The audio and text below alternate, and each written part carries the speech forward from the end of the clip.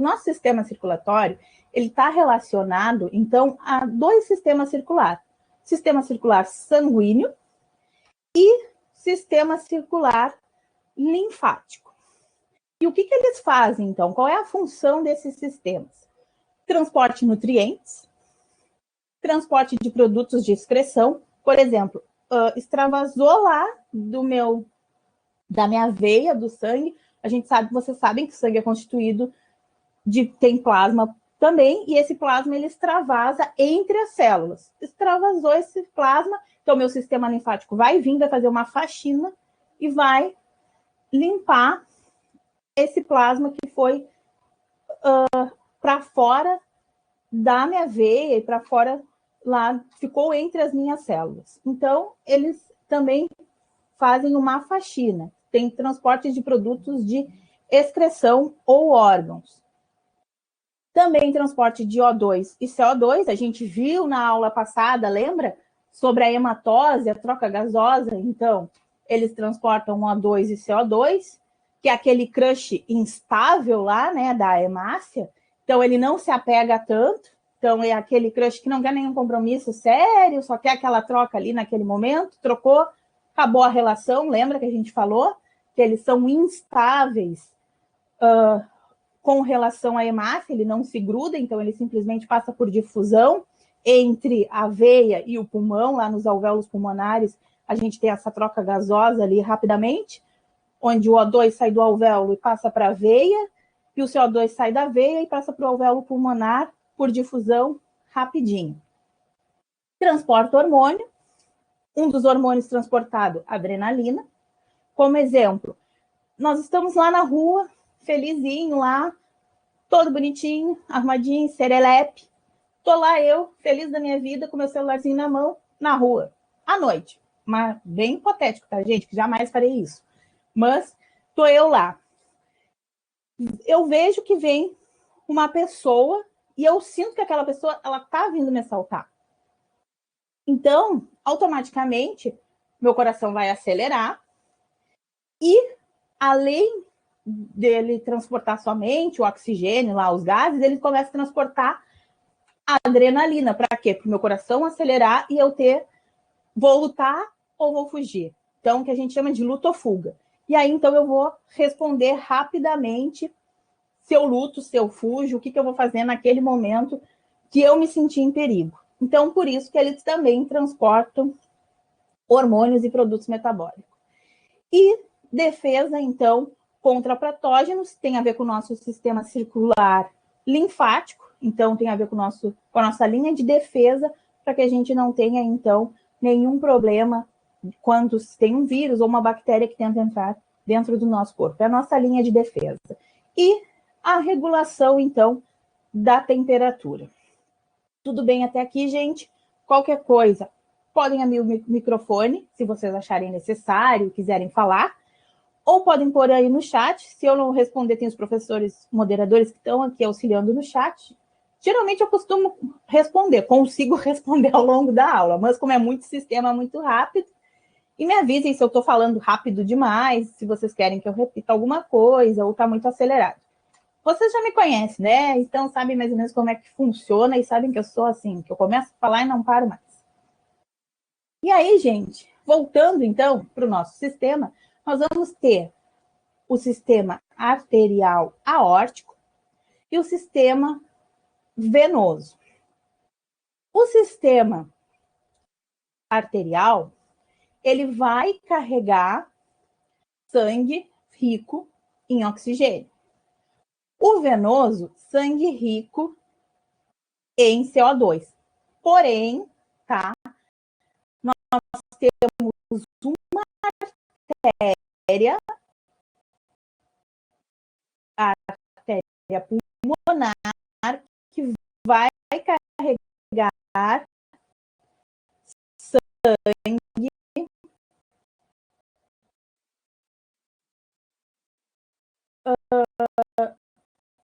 rico em CO2. E uma veia pulmonar que vai carregar sangue oxigênio. Isso é uma exceção. Vocês vão ver com mais calminha daqui a pouco. E aí, então, do que é constituído o nosso sistema circulatório ou cardiovascular? Ele vai ser constituído, então, de artéria, veia e capilar. E a máquina principal, né? O coração. Artérias, elas vão levar sangue do coração para o corpo. Então, a artéria vai do coração para o corpo. Veia vem do corpo para o meu coração. E os capilares, então, vão ser menores e aonde vai ocorrer as trocas gasosas. Aqui, só uma imagem da constituição de como que é uma veia e uma artéria. E os capilares. Artéria e veia, quando se ramificam, formam tubos menores, tá? Então, a veia em vênula e a artéria em arteríola. A artéria, o calibre é bem maior, tá? Porque ela precisa de uma pressão maior. Porque imagina, sair do coração, sangue e ir para todo o corpo. Então, o calibre tem que ser maior para que se haja uma maior pressão para que tenha esse fluxo sanguíneo se espalhe pelo corpo inteiro. A veia, o calibre, então, é menor, ela não vai ser tão espessa. Na arteríola, lá no coração, quando essa arteríola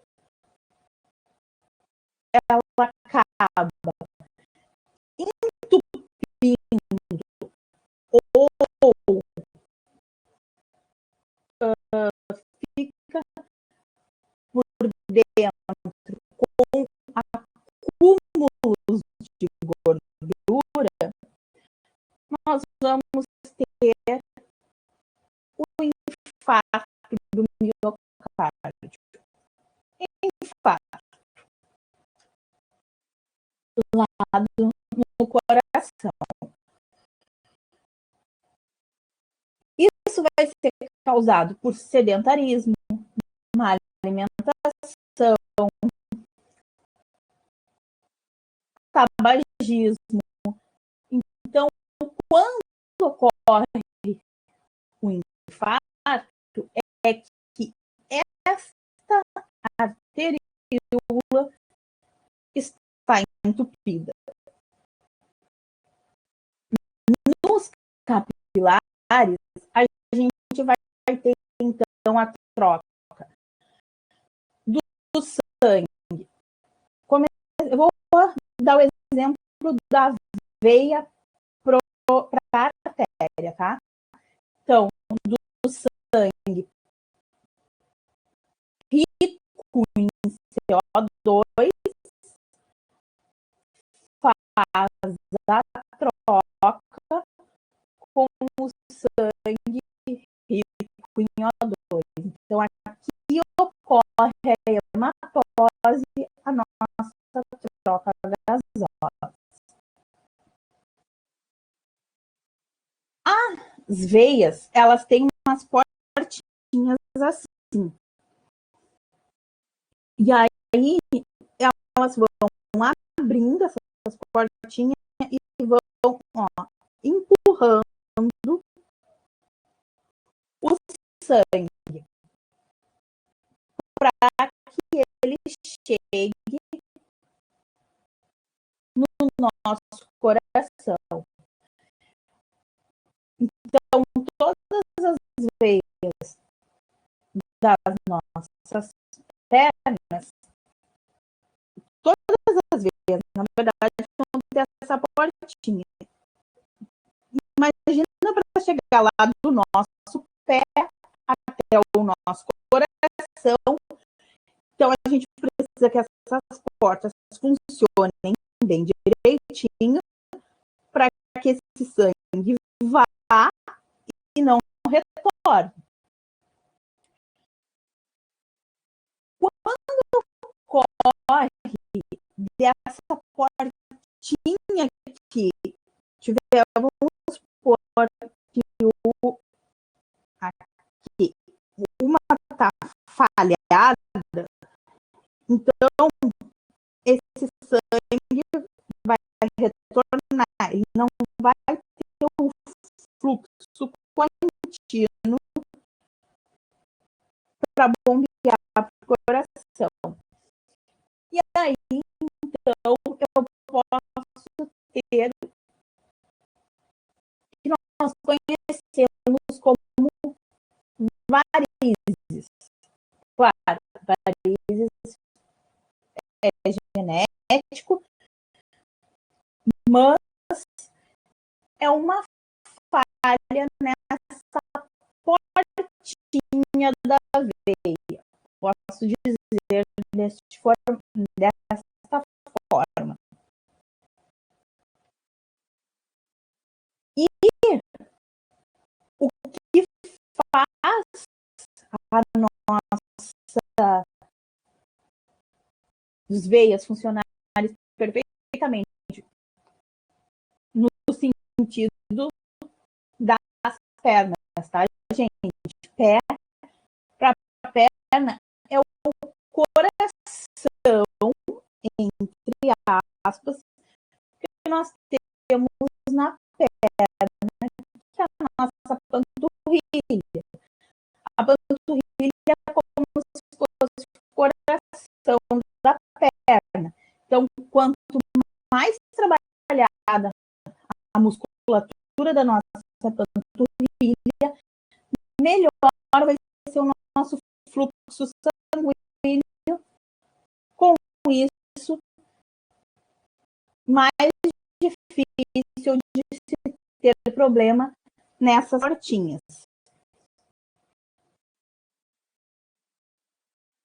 Tudo bem até aqui? Tá certo? Um problema?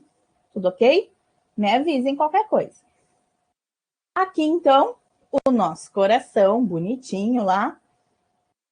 O coração, gente, ele é um órgão muscular estriado, ó. Vocês estão vendo que tem umas estrias?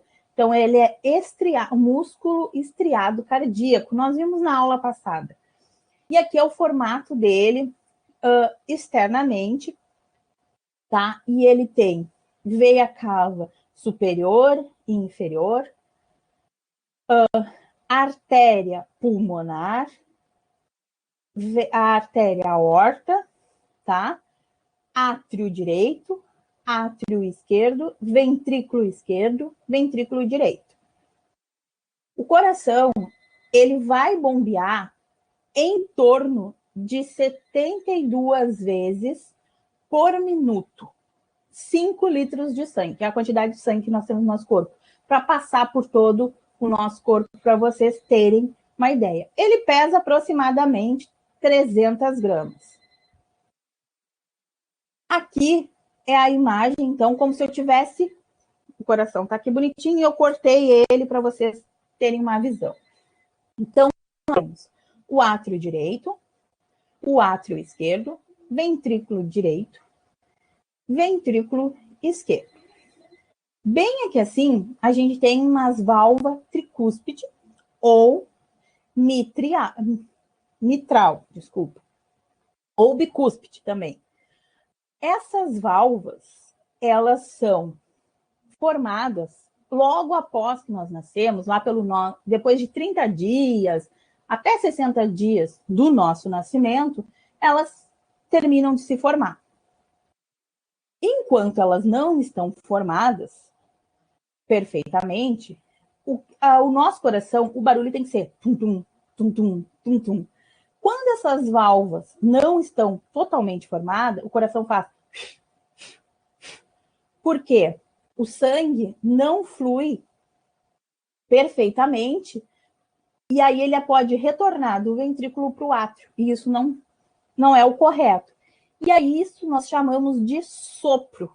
Então, as pessoas que têm sopro no coração é que estas válvulas não se formaram totalmente. E no bebê, até os 30 dias, é normal que o bebê tenha, que a mãe do bebê escute um chiadinho, assim, no peito do nenê, porque ainda não está totalmente formada essas válvulas. E aqui, o átrio, ventrículo, as válvulas, nós vamos ter, então, aqui, ó, artéria pulmonar, direita e esquerda, tá? Aorta, veia cava superior e inferior. Aqui a imagem, então, o coração externamente. Aqui uma imagem de um coração, anatomicamente, tá? E aqui ele é aberto, e essa aqui é a visão dele aberto animadamente, conforme os livros trazem. O coração é um órgão que ele começa a bater dentro do da mãe. Eu não sou mãe, então não sei dizer, mas geralmente, ainda não sou, na verdade, né? Pretendo um dia, quem sabe. Mas dizem que para a mãe o melhor momento, que é um dos exames mais emocionantes, é quando tu escuta o coraçãozinho do bebê. Então, o coração é o órgão que ele começa. Pois é, Bianca. Eu acho que talvez um dia eu vou saber que realmente é isso aí. Que é um dos exames mais emocionantes da vida. Que é escutar o coraçãozinho do nosso filho. Então, o coração ele começa a bater bem antes do nenê que está totalmente formado. Então, a gente vê, tu descobriu escutando o coração, olha, pra te ver, imagina. Deve ser, e que descoberta, hein? Já logo escutar o coração, que diz que é uma emoção. Tu é canceriana também, tu disse? Ixi, deve ter chorado um monte. Aí, tô brincando. Mas, então, gente, ele começa antes do nascimento a bater e só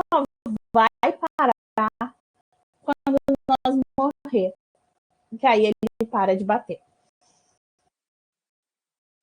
Aí, então, quais são esses batimentos, né?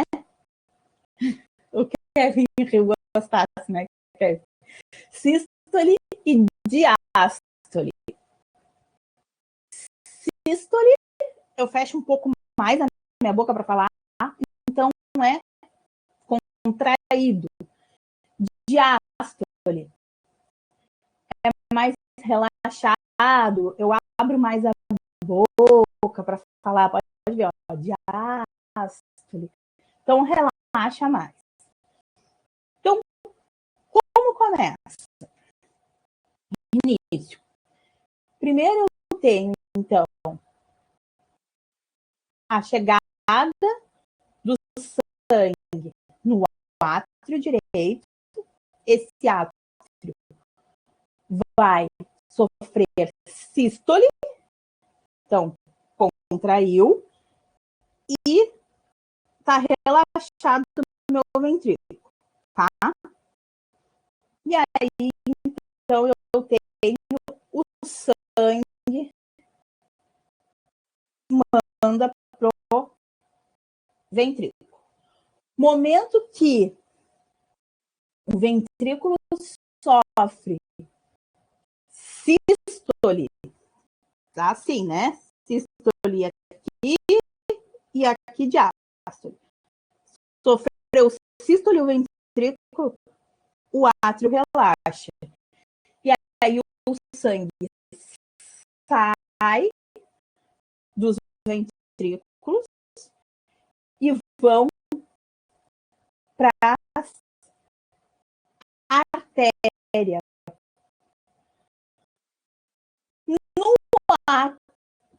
No ventrículo direito vai para a artéria pulmonar para fazer a troca gasosa, e no átrio esquerdo vai para a e no ventrículo esquerdo, desculpa, vai para a aorta. Aí, então, eu tenho o ventrículo relaxado, ventrículo contraído e o átrio relaxado, e aí eu começo, então, o ciclo novamente. Quando o ventrículo está contraído, ele está em sístole, o sangue vai para cima. Quando o átrio está contraído, ele está em sístole e o sangue vai para baixo. Então, nosso coração. Aqui, ventrículo. Aqui, átrio, tá? Deixa eu pegar aqui. E não vai dar. Vamos tentar levantar isso aqui.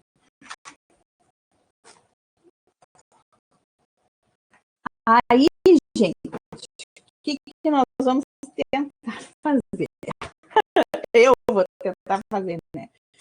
Vou querer que vocês imaginem, tá? Aqui, aqui. Para meu copo, né? Meu ventrículo. Eu não vou ter como fazer do ventrículo para o átrio, tá?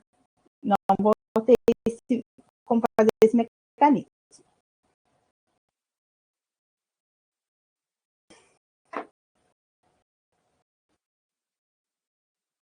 Estão vendo aqui meu átrio. Todo mundo visualizando, né? Dá para ver bem. Ó,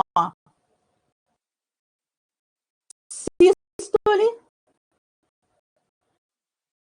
no átrio.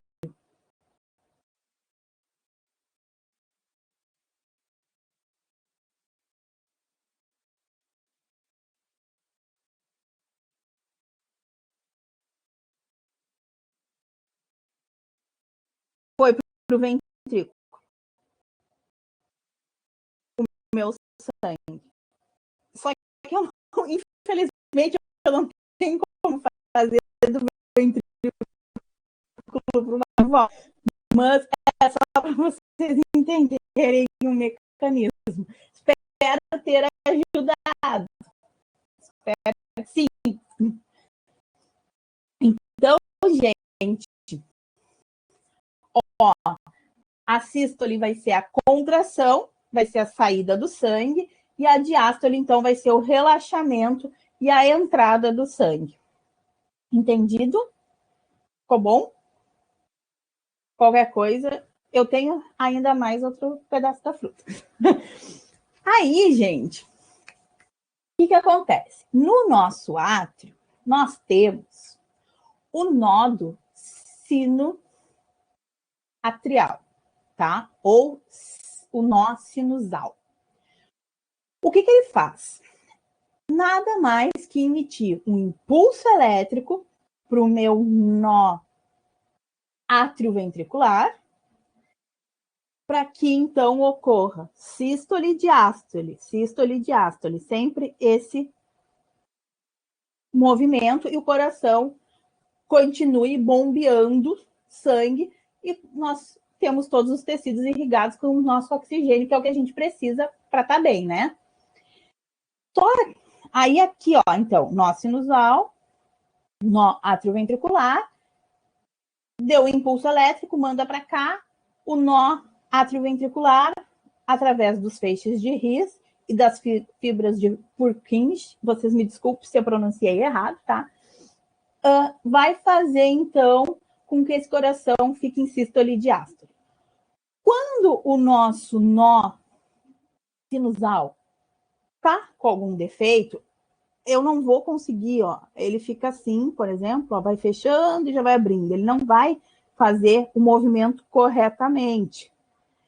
E aí, eu preciso, então, de um nó artificial, que é o meu marca-passo. Porque aí esse coração vai sofrer arritmia cardíaca. A arritmia, às vezes, dá para controlar só com remédio, mas, dependendo do caso, tem que ser colocado um marca-passo. Então, o marca-passo faz nada mais, nada menos que enviar o impulso elétrico para o nó atrioventricular corretamente e o coração entrar em movimento sístole e diástole perfeitinho. Tudo certo? Chegamos, então, na nossa circulação. Nós vamos ter uma circulação dupla e completa. Por que dupla? Porque a gente tem uma pequena circulação, ó, entre pulmão e coração e uma circulação grande entre coração e o corpo. Ah, que bom! Explica para ela agora, Henrique. Diz por que ela está precisando usar o marca-passo. Que ela precisa mandar um impulso direitinho elétrico para o coração dela fazer as contrações perfeitas. É por isso. E aí, então, gente, como que funciona a circulação, né? Então, a gente vai receber o sangue rico em CO2, ele vem, entra no átrio direito. Sístole, manda para o ventrículo direito esse sangue, que aqui está em diástole, lembra? Contrai o ventrículo direito, vai mandar para a veia pulmonar, para a artéria pulmonar, desculpa.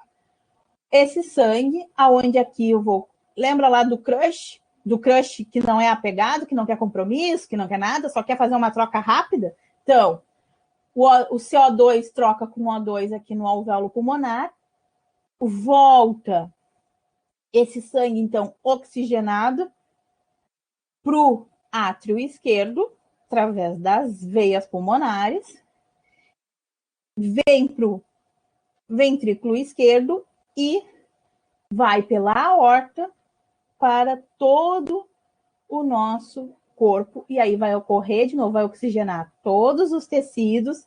Quando esse sangue vai perdendo a oxigenação, vai perdendo o oxigênio, vai ficando rico só em CO2, recomeça o ciclo. Entendido o ciclo?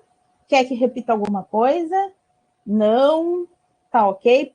Posso seguir? Vocês estão conseguindo acompanhar? Vamos ver o que a Lu está botando.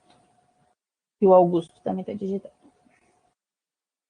Ok, Augusto? Ok, Lu? Perfeito, então. Vamos lá.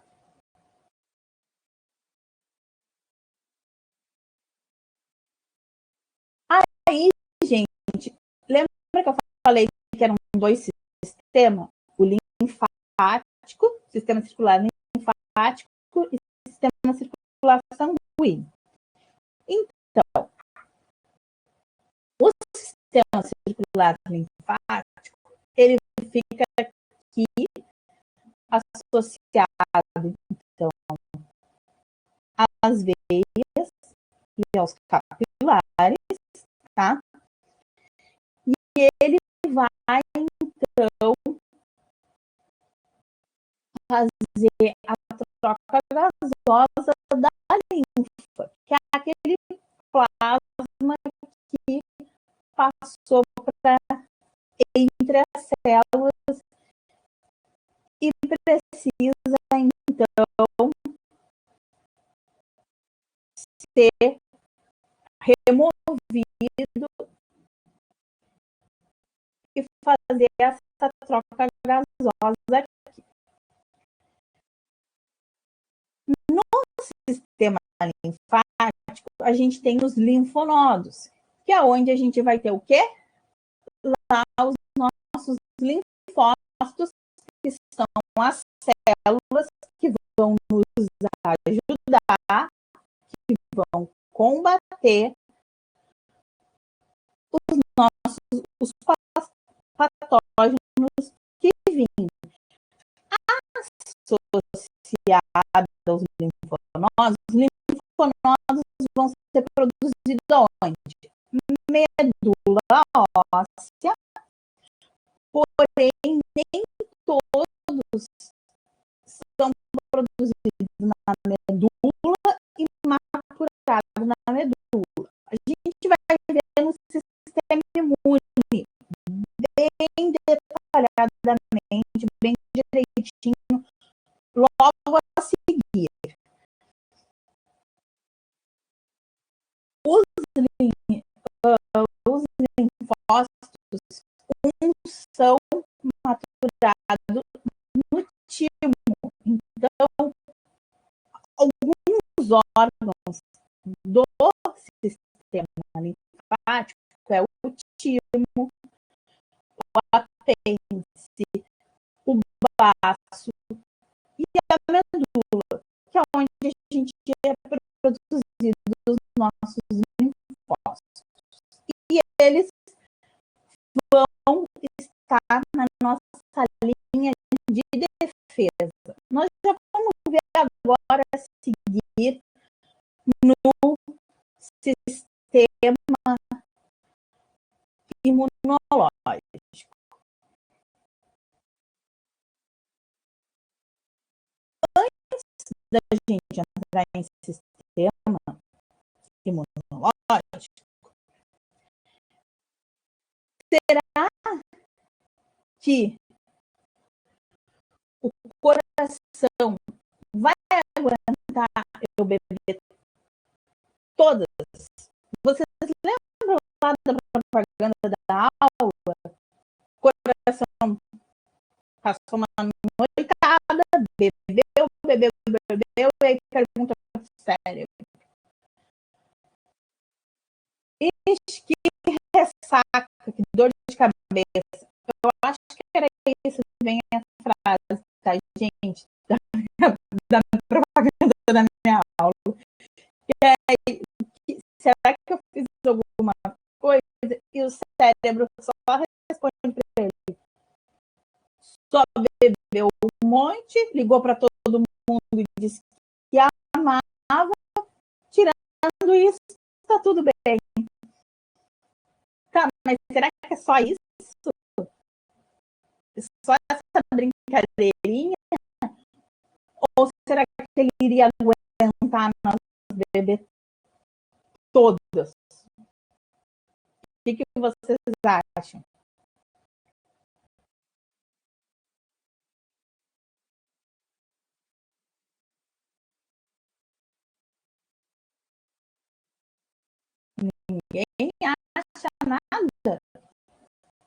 me deixar sozinha?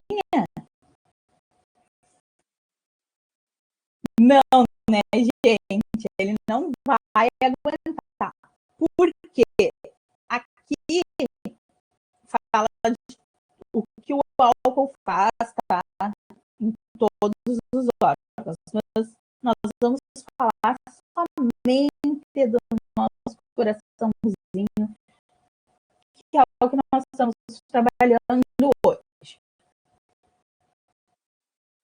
O coração, gente, normal e dilatado pelo alcoolismo ou pelo excesso de álcool. O átrio e o ventrículo acabam dilatando. Com isso, a pressão sanguínea desses átrios e desses ventrículos aumenta, e com isso a gente tem a hipertensão. Só que quando a pessoa tem hipertensão e a pressão se mantém muito tempo alta, a pessoa começa a ter vários ataques cardíacos. E aí, consequentemente, isso vai levar à morte. Por quê? Quando a gente mede a nossa pressão, a gente está medindo a quantidade de sangue ventricular. Então, a gente mede, por exemplo, a pressão 12 por 8. Então, são 120 mililitros de mercúrio, que é a pressão maior, o tum maior do ventrículo, por 8 ou 80 mililitros de mercúrio do tum menor do nosso ventrículo. Então, quando isso é dilatado, esse ventrículo está dilatado devido ao alcoolismo, ela não vai ficar 12 por 8. Como exemplo, ela pode ficar 15 por 8. Tem gente que chega até 19 por 9. Por quê? Porque eu tenho que ter uma quantidade maior para bombear, e com isso eu acabo tendo pressão alta e acabo tendo ataque cardíaco. Certo? Ok?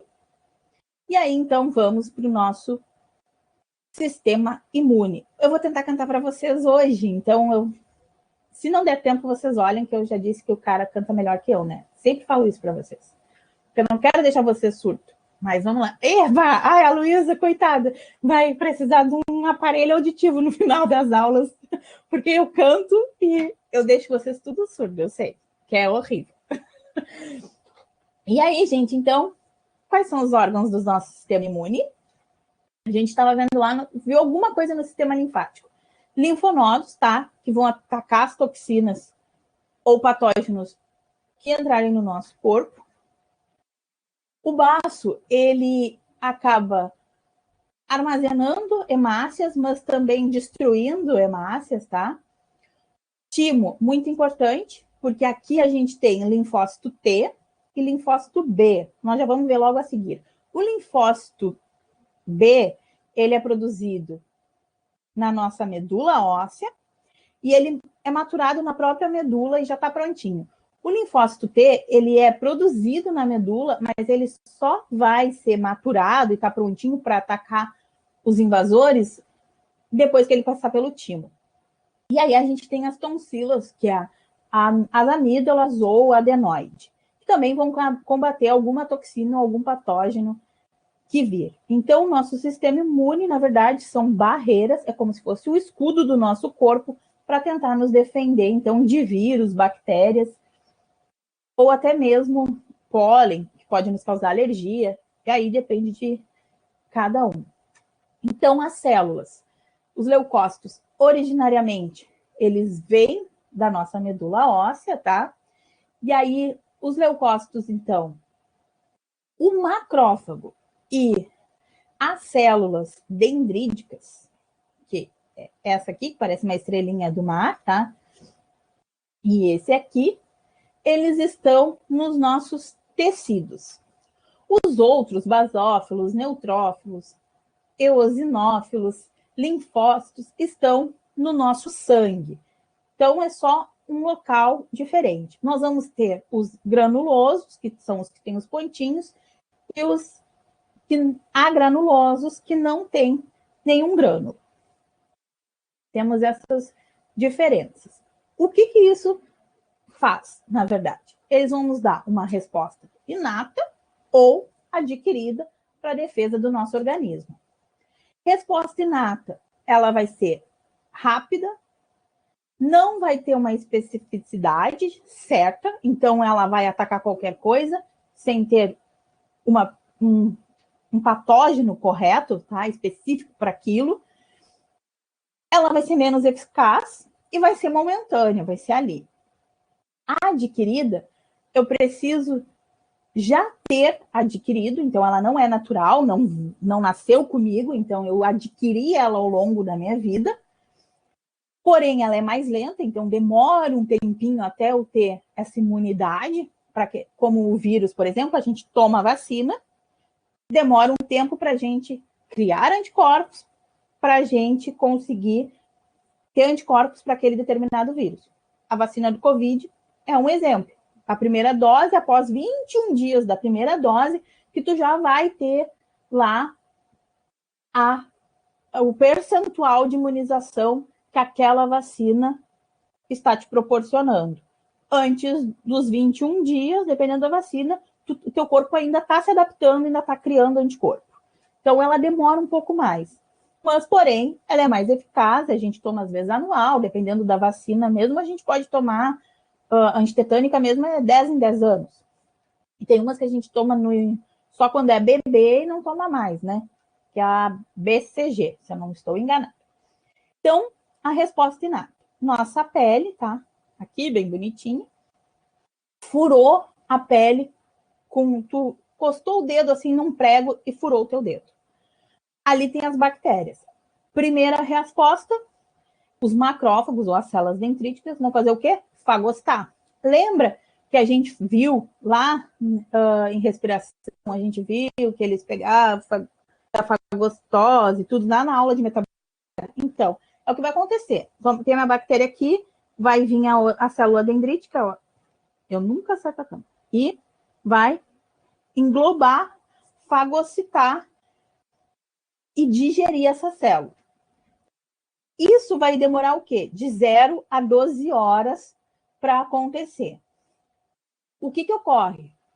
Elevação da temperatura, vai ser a febre, quando já estiver numa possível infecção pós 12 horas, se for grave, né? E essas células de imediato não conseguirem acabar com esse patógeno, vai ter vermelhidão, vai ter rugor e vai ficar dolorido e vai sair sangue.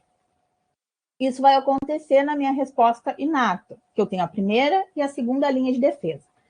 A minha resposta ou imunidade adaptativa, o que acontece? É a minha terceira linha de defesa. Eu vou ter linfócitos T e linfócitos B. Os linfócitos T, a gente tem o CD8 e o CD4. Dependendo da toxina, eles mesmos se reproduzem, né? Vão se multiplicando e conseguem englobar e matar essa toxina. São células matadoras. E aí eles matam essa toxina e acabou.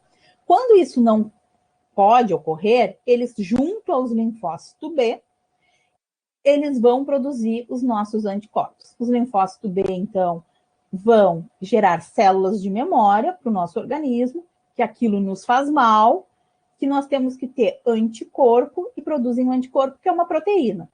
E aí produzem essa proteína e quando a gente ter contato de novo, o corpo vai reagir e vai nos mostrar que a gente está tendo contato com aquilo que está nos fazendo mal. Alergia, por exemplo. Se tu é alérgico ao pólen, tá? Um exemplo. Quando tu tem o primeiro contato, tu vai ter a primeira reação, vai ser uma reação, talvez uma coceirinha no nariz, vamos supor. Só que aí tu já tem as células de memória que o linfócito B produziu. Quando tu tiver contato de novo, talvez tu tenha, então, vermelhidões na pele. Já se agravou. E aí, por quê? Porque tu já tem aquele anticorpo e ele já está te dando um sinal que está sendo mais agressivo. Aquela tua alergia. Então, porque tu já tem dentro do teu organismo algo que vai acender uma luzinha e vai dizer, ó, atenção, isso tu não pode. No caso da alergia, a tendência é piorar, tá, gente? Quando tu tem uma alergia a algo e tu segue forçando um alimento, por exemplo, tu segue forçando, é piorar a tua alergia. Às vezes tu consegue fazer ao contrário, tu vai botando aos pouquinhos, introduzindo aos poucos aquele alimento, até que tu se torna tolerante a ele. Já no caso das vacinas e dos vírus, tu vai criar anticorpo para quando tu ter contato com aquele vírus, ele não seja tão grave. Por exemplo, a gripe. Tu tem o primeiro contato, quem se vacina da gripe pode ter um resfriado leve. Não vai pegar aqueles gripão horroroso lá que te deixa muito mal de cama, porque tu já teve o contato com aquele vírus e o teu corpo já produziu anticorpos para te ajudar e te salvar desse mal-estar terrível se tu não tivesse tomado a vacina. Então, a inata é não específica, uma resposta rápida, tá? E não vai possuir memória. Quando tu fincar o prego novamente no teu dedo, vai acontecer tudo de novo. Vai infeccionar, vai sangrar, tu pode ter febre, tu vai sentir dor. Já adquirida, então, específico para um antígeno, a resposta mais lenta, tá? Porém, tu ganha memória e aí quando tu tiver contato de novo, teu corpo já vai saber reagir. Então, tu vai ter barreiras naturais, fagocitose, aqui tu tem linfócitos, tu vai ter moléculas de reconhecimento, anticorpo, daquele antígeno. E aí, então, primeira e segunda linha de combate, natural, pele, mucosa, secreção, a tua flora natural do teu organismo. Segunda linha, aí já chega na parte da inflamação, onde as células fagocitárias fagostaram, digeriram, não conseguiram digerir tudo, e aquele lixo, vamos dizer assim, se tornou uma inflamação. E aí a gente precisa de uma terceira linha de combate, porque a gente, dependendo da infecção, a gente já está fazendo febre, né? A temperatura já está elevada. E aí a gente precisa, então, de anticorpos. Nós vamos ter resposta humoral, vacina, que é quando eu preciso utilizar o linfócito B junto, e resposta celular, que é quando eu tenho uma célula matadora a uma toxina. Que é só o linfócito T e ele mesmo consegue dar conta e resolver aquela toxina. Tudo bem, gente? Tudo tranquilo até aqui? Então, primeira linha de defesa, barreira física e química. Segunda linha vai ser interferon, sistema complemento, inflamação. Ali, aquela imagem era especificamente, então, do prego que eu expliquei na outra imagem, tá? Os linfócitos T, produzidos na medula óssea, porém maturado no timo. T, CD8 e CD4. CD4 vão armazenar informação e vão ativar a produção de CD8 e linfócito B. Linfócito B, produzir anticorpo. Feito aonde? Medula óssea, maturado na medula óssea. E a gente tem o MHC, que então é o complexo principal de histocompatibilidade. Ele que vai dizer se é compatível aquele patógeno, aquele tipo de linfócito T ou linfócito B, para a gente combater. Os linfócitos B, eles produzem as imunoglobulinas, que são os IgE, IgE e IgD, que estão associados, então, à defesa do nosso corpo. Se não for compatível, aí não vai, por exemplo, não vai ser compatível com o linfócito T CD4, por exemplo, ou CD8. Então, ele vai acionar o linfócito B para combater. Aí o linfócito B, junto com ele, vai fazer a célula de memória e combate. Por isso que tem vários tipos de imunoglobulinas, que são os IgE. Por exemplo, o IgE é para alergia. Aí tem o IgA, IgM, IgD. O IgA tem a ver com uma saliva, espirro, Então, conforme for a compatibilidade, tu aciona os IG, né? Os anticorpos, que são essas proteínas, que a gente tem cadeia leves e cadeias pesadas, para se ligar ao linfócito T. Respondido, Kevin?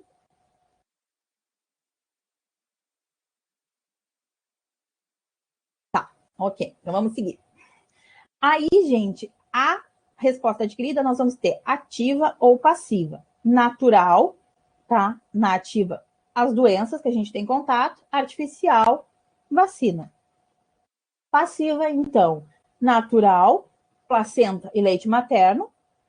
E artificial, soro. Diferença, aqui a gente adquire o antígeno, tá?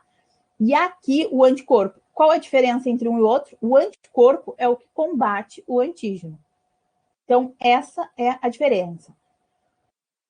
Aqui, rapidamente, então, ó, entrou o antígeno, resposta celular. Entrou o antígeno, acionou a célula T. A célula T entrou em contato com esse antígeno, ela vai ter contato com esse material, vai começar a se multiplicar, então a TCD4 passa a informação que tem que se multiplicar e tem que fazer PCD8. E aí ela percebe o quê? Não, eu consigo dar conta dessa toxina, desse patógeno. O que ela vai fazer?